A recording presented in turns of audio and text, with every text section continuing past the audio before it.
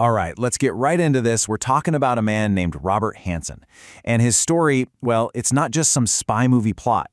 This is one of the most shocking, most damaging cases of betrayal in the history of the United States.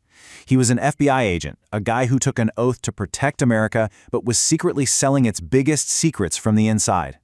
So, picture this. It's a cold day in February 2001, and the FBI finally has him cornered. And those are the first words out of his mouth. No shock, no denial, just a calm, almost arrogant question. What took you so long? And that question, really, is what this entire story is about. How on earth did he get away with it for more than 20 years? And this is where it all came to an end. A pretty normal-looking footbridge in a suburban park in Virginia. This is the spot where Hanssen made his final dead drop. He taped a garbage bag stuffed with classified documents under this bridge for his Russian handlers. Only this time, the FBI was there, watching his every move. And just like that, the double life of Robert Hanssen was over. So, let's try to answer his question.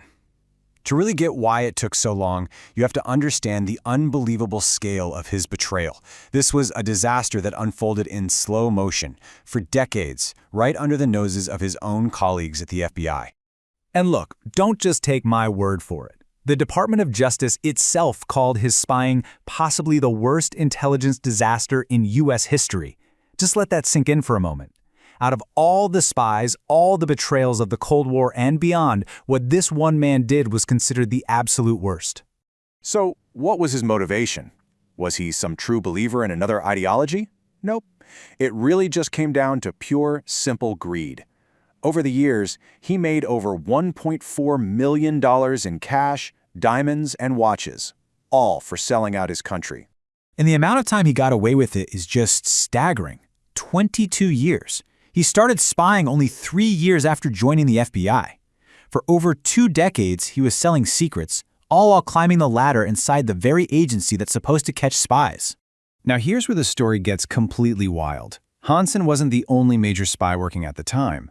For almost a decade, both he and a CIA agent named Aldrich Ames were both feeding secrets to Moscow at the same time.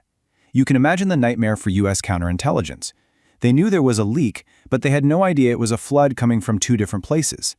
In fact, some of the American sources they both betrayed were essentially doomed, their names handed over by 2 different traitors. And the damage he caused? It's almost hard to comprehend. We're not talking about small stuff here. He gave away America's contingency plans for a nuclear war. He leaked secrets about new weapons tech. He exposed this incredibly expensive top-secret FBI tunnel they'd built under the Soviet embassy. But worst of all, he gave up the names of Soviet agents who were secretly working for the U.S. Because of him, at least 2 of those agents were called back to Moscow, arrested and executed. So who was this guy? How could someone so deep inside the system commit this kind of betrayal? Well, to understand that, you have to look at the 2 lives he was living. The contradictions are just mind-blowing. He was hiding in the most obvious place possible. You know, his spying career wasn't constant. It happened in phases. He'd be super active for a few years, and then he'd go completely quiet, sometimes for years at a time, probably when he thought the heat was on. Then, once he felt it was safe, he'd just pop back up and start selling secrets again. He was like a ghost inside the system. And this really gets to the heart of the 2 Robert Hanssens. On one hand, you have this public image, the super devout Catholic, a member of the conservative group Opus Dei, a father of 6 kids, a guy who went to Mass every single day. But on the other hand, you have the traitor, the guy who called the Russians godless in his letters to them, even as he was taking their money. He even secretly filmed himself with his wife and shared the tapes with a friend. The hypocrisy is just on another level. Seriously, you could not make this up.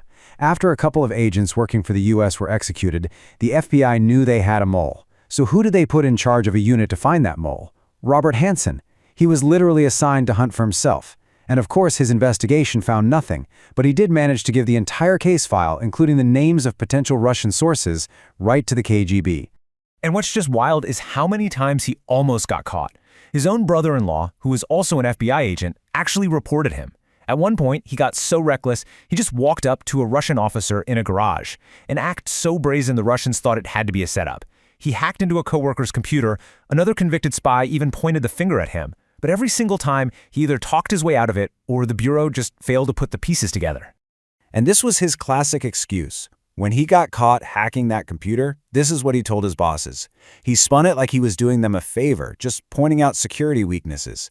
And because everyone saw him as this nerdy computer expert, they actually bought it.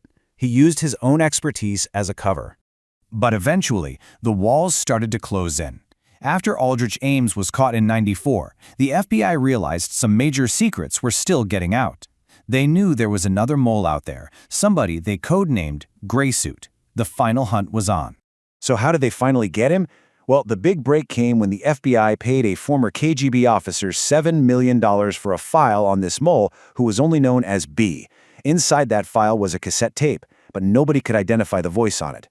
The clue that finally cracked the whole thing was a note from the mole that used a famous quote from General Patton. An analyst remembered Hanssen using that exact same quote. An agent listened to the tape again, and this time it clicked. It was Hanssen. From there, it was all about setting the trap. They put a young agent named Eric O'Neill undercover as his assistant to secretly copy data from his Palm Pilot, and that gave them the smoking gun they needed. With all the proof they needed, the trap was set. The long, destructive career of America's most damaging spy was finally about to come crashing down. And here you have it. This is the face of betrayal. All the masks are finally off. The pious family man, the dedicated agent, all of it gone. What's left is just the spy, caught with his secret life laid bare for the whole world to see. He spent the rest of his days right here, at ADX Florence, the so-called Alcatraz of the Rockies. It is the most secure federal prison in America.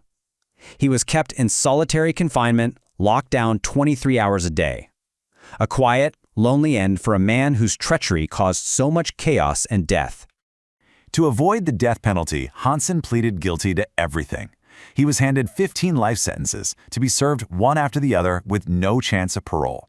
It was a guarantee he would never be a free man again. And he wasn't. He died right there, in that cell, in 2023. So in the end, we're left with this really unsettling question. Robert Hanssen wasn't some outsider who managed to break in. He was the ultimate insider. He used the trust, the access, the very system he was part of to tear it down from the inside. And his story is just this chilling reminder that sometimes the most dangerous threats, they come from the places you'd never think to look.